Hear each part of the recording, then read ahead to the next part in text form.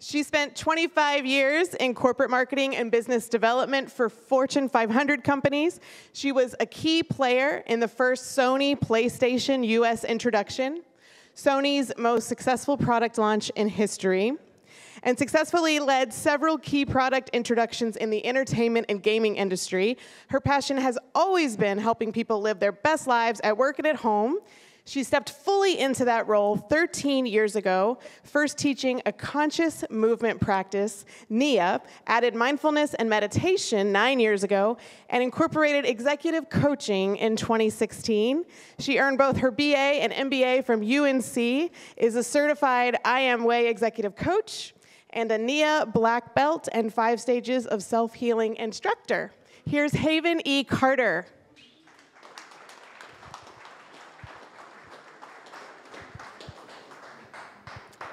Hello. Thank you. Let's see if I can get this. Whoops, going the wrong way. There we go. Authentic leadership. In the current business climate that we're in today, is there any question that we need authentic leadership? I think if we had more authentic leadership, we wouldn't have the quiet quit, the big resignation, or massive layoffs by email. Because when we have, let me see if I can, don't have it right. There we have it. If we have authentic leaders, we actually have people who are leading with their hearts. We have people who are showing up with their true values. We have transparency. We have people creating community through connection and collaboration. We have people showing up, telling us the truth, being transparent. Authentic leaders are vulnerable. They're compassionate. They're not afraid to show up as their true selves, their true personalities and true spirits, despite the pressure that they're under to act otherwise. Anybody had a really authentic leader in their lives? Yeah, I see a couple hands. I see other hands. Yeah, I've been lucky. I've had a couple. I've had a lot of leaders in my lives, and I only had 2 that I really consider authentic. It's rare. Authentic leaders, their values, their actions, and their ideals are in alignment. They're self-aware. This is key. When we're really in touch with our true values, we have self-awareness. Now, another big piece of this is mindfulness and worthiness, and I'm going to talk about those later. But really, when we lead from the heart, we're in touch with our true values. So I want to lead us in a felt sense practice, a physical practice. I'm going to invite you to come along with me on that, and I'm going to ask for some assistance from Andrea here. I'm going to ask you to put both feet on the floor, and if you'll hold the mic for me, these 2 fingers right here, one on your belly button and one on your sternum, and take a big breath in. Come along with me, play along. And release. Again. One more time. Big breath in. And now these 2 fingers on the knobs of your collarbones and open up your chest. Again, open up your chest. One more time. Open up your chest. Now your hand like an L. And here we go with our chest forward and put your chin back.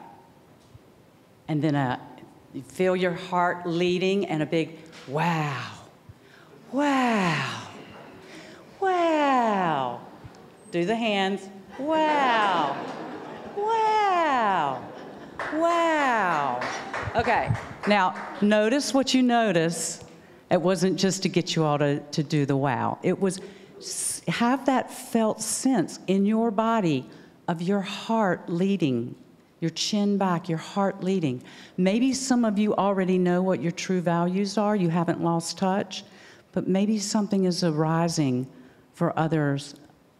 Maybe something new coming up in the emotional realm and the mental realm, it has to arise in the physical realm first. It arises in our physical sensation first. The mind and the emotions follow. So when I work with executives, they're usually almost burnt out. They're overwhelmed and they've lost touch with their values. And it's not uncommon given all the pressures that we're under at work today. So that's the first work that we do to lead them into self-awareness. So it's evolving. So I want to leave you all with some tools that you can take with you today, whether you are leading a team or you're in a team and you want to influence up. And that is the number one thing to do to create authenticity is to build trust in your teams. So we've got to create an environment that's safe for people. People have to feel safe to speak up and express themselves. This can be as simple as beginning our meetings with an around the table I'm grateful for, just so people have their voice out in the room. It may be a bit more complicated where you have to set healthy boundaries around meeting etiquette, goal setting, or clear agreements. Authentic leaders build teams, build cultures where people feel like they belong. And this is by creating relationships where people feel connected. It's by creating work that's collaborative. Connection and collaboration create community, create belonging. And we have to make people feel like they matter. Mattering is the 4 A's. It's attention, allow, accountability, and appreciation. We have to pay attention to people as whole human beings. We have to allow people to show up as their whole selves, and we have to hold people accountable. We have to set clear expectations, and nothing shows people more that we care more than when we follow up with them and hold them accountable for the work that they're doing. I call it compassionate accountability. We're compassionate with the person and hold them accountable for the work that they're performing.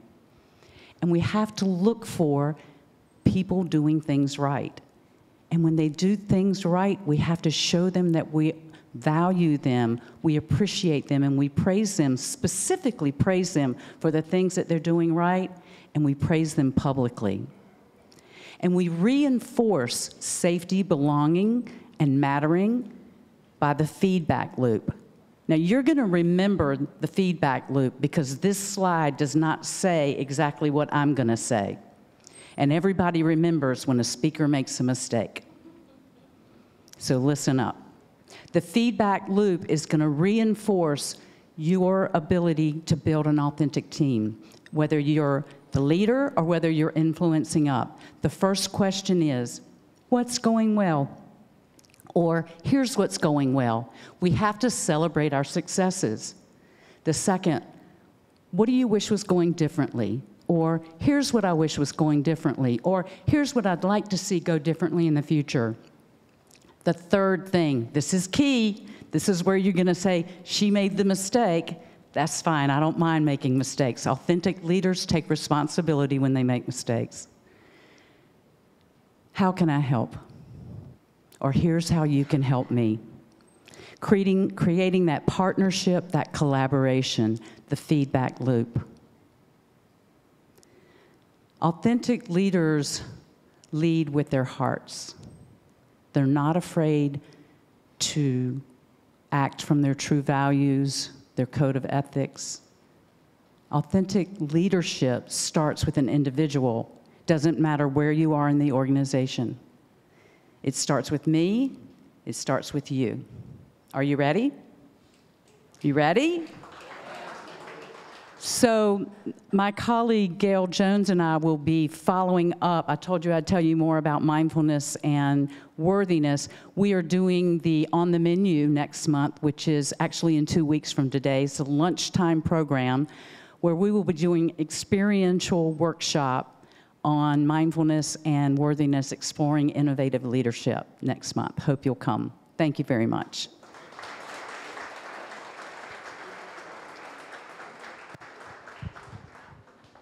Lovely note to end on. Questions for Haven? Struggling to see, but questions? Oh, come on. Someone has a question. Being a little shy. You have a question? Thought I saw you do that. Back here.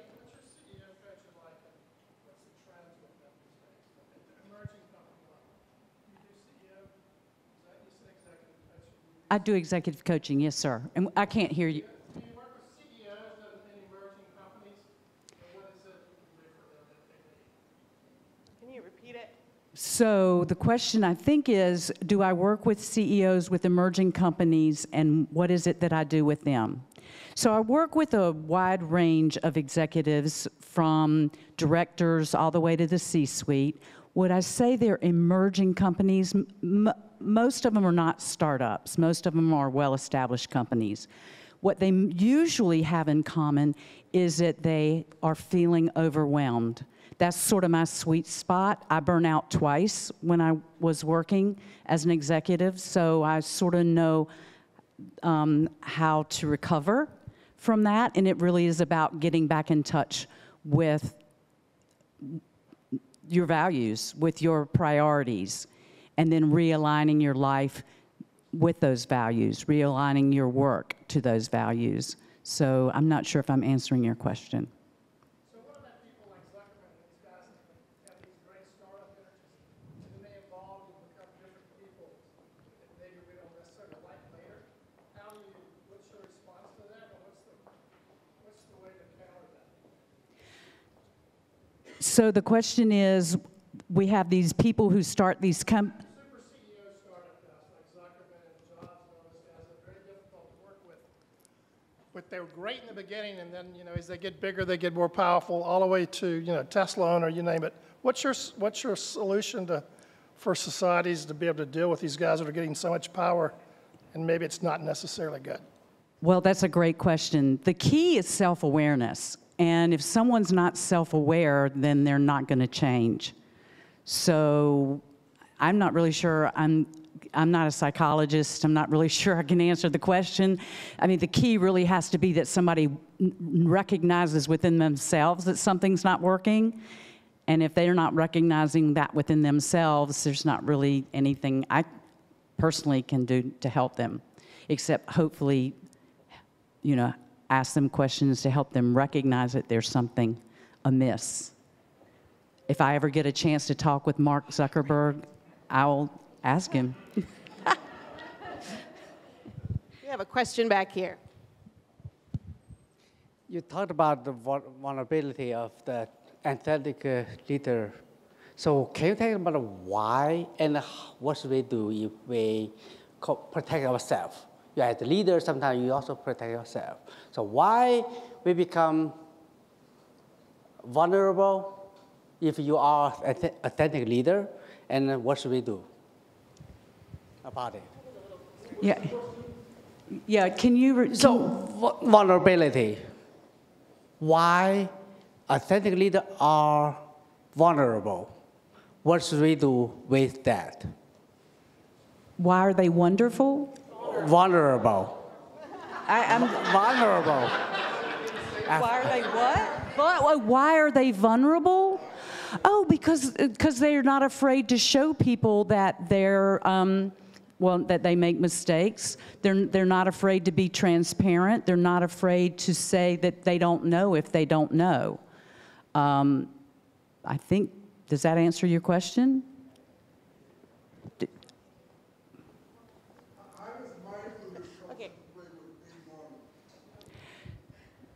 How does mindfulness come to play with being vulnerable?